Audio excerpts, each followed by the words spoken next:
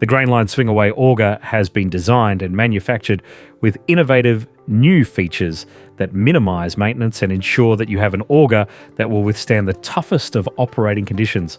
The augers have a 12-inch diameter barrel and are available in 80 and 95 feet lengths. The main auger is driven with a PTO shaft, while the swing away and hopper section of the auger are driven hydraulically. This eliminates the requirement for high-maintenance components such as gearboxes and universal joints.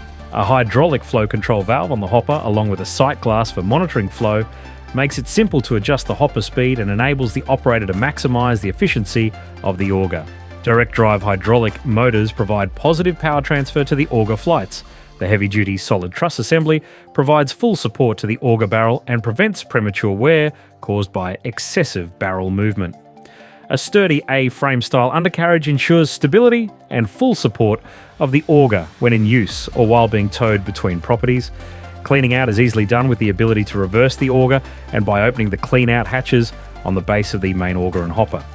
To learn more about the Grainline Swing Away Auger and how it can help to maximise the efficiency of your operation, please contact Grainline or your local Grainline distributor today.